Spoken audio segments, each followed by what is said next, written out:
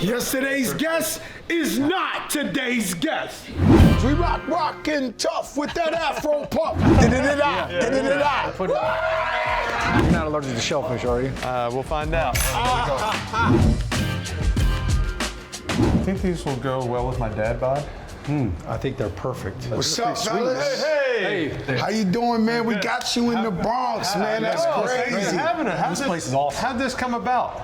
Well, you know I'm a sneaker collector, so I've been collecting sneakers for over 30 years. It was a natural progression to open stores, and so, you know, I made sure that I have a hub for my people. You know, we're across the street from the Prizm. This store look like it's on Madison Avenue. No doubt. We have a school in the back where kids come after school programs sanctioned by the Board of Education, and they learn computers, get mentored, stuff like that. So any little inch we could do to change the trajectory of our community, we do it. And it's about the sneaker culture. I see y'all rocking them. You like the light blue for the eyes, huh? This guy, he got a trick going over here, right? He know how, this guy got a trick going. He know how to play that game, right? I'm not scared to lean back. Let's go, show us around. Let's do it. Yeah, let's see this place. I'm about my business.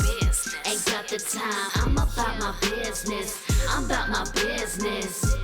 I read in your memoir that Michael Jordan helped you open this place. How did that come about? Well, what happened was I went and spent hundreds of thousands opening a store, and I brought my friend from Nike up there, and I was like, yo, this is my new sneaker store. He was like, yo, but you got permission? I said, what permission? He was like, no, it's like you got to get sanctioned, like you got to get vetted and everything. I was like, nah, just, I thought we was cool. He was like, oh, no.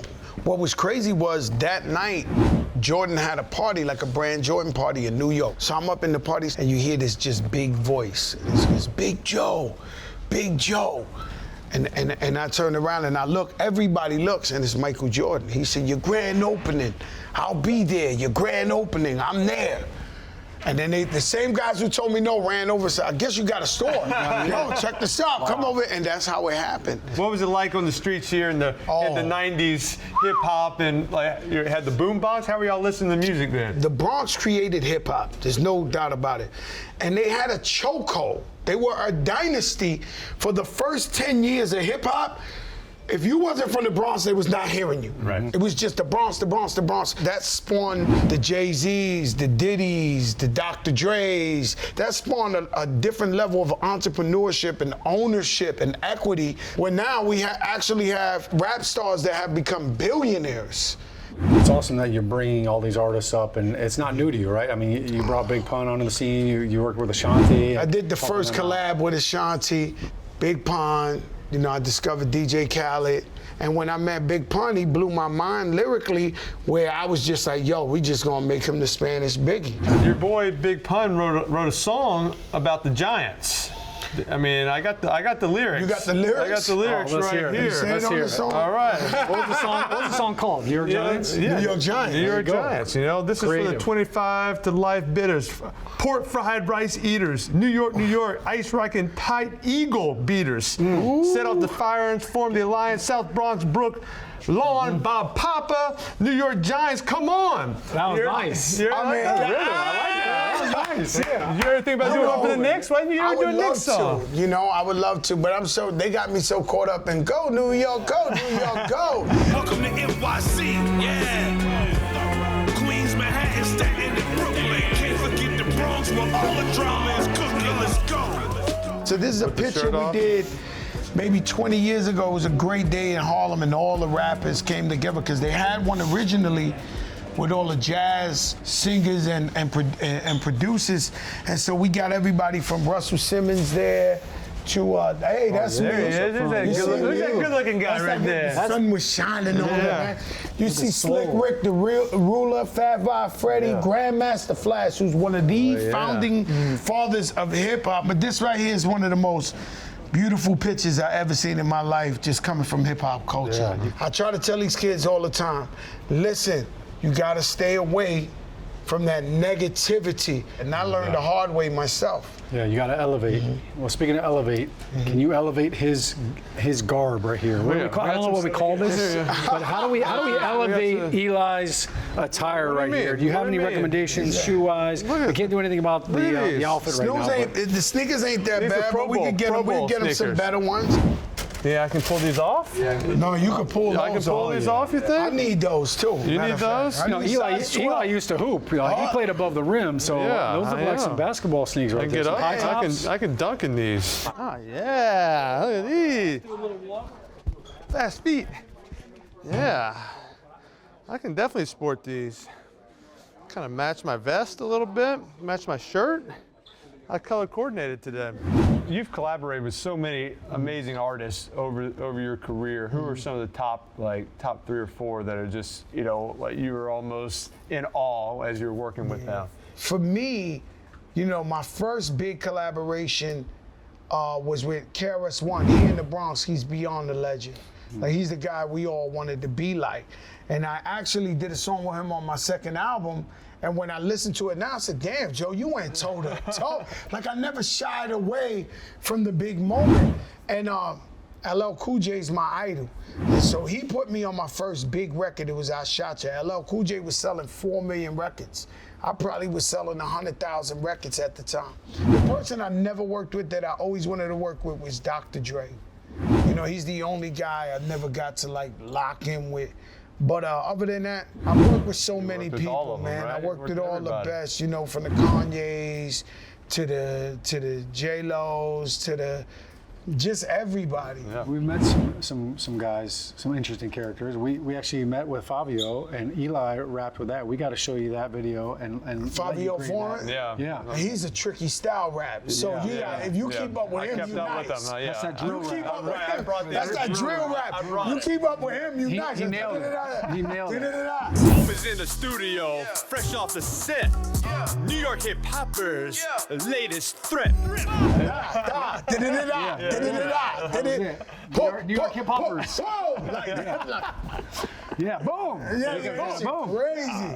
Pow. How has this changed now with TikTok and with social media and all that? How's that changed the music industry? Well, it's not to knock the youth's hustle, but it's way easier for these guys because Fat Joe, when I got on, I would take my vinyl and go to every DJ or every club around New York City and be like, play my song, play my song.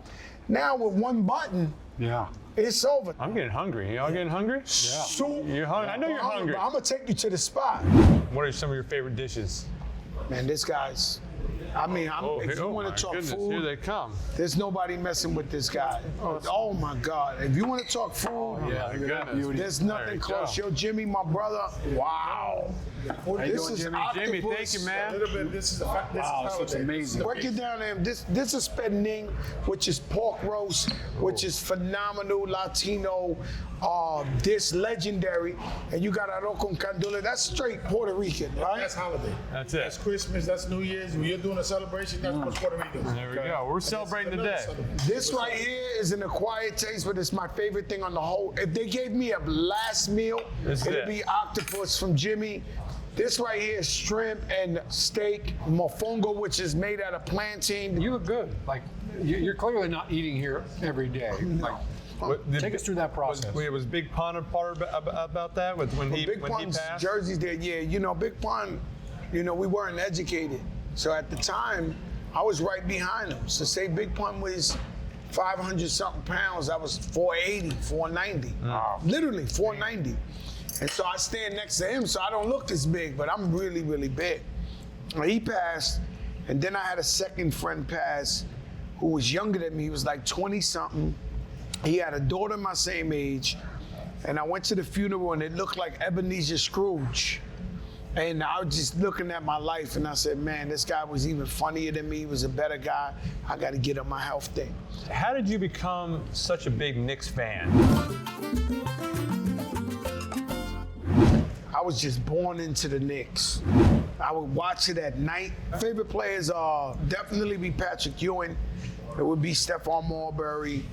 It would be Mark Jackson. It would be Carmelo. It would be Skywalker, Bernard Kings, so many amazing Knicks players. I'm just so diehard to the Knicks. When was your first game? Wow. I used to see Michael Jordan this little. From way up top. No. The last, I'd be sitting next to a guy with a Macho Man Randy Savage shirt on in the blood, nosebleed. Every time Patrick Ewing or one of them made a point, he would go, oh, like a holster or something. And something I do when I'm courtside at the Knicks game, I always give a prayer, appreciative of being here and not being all the way in the top.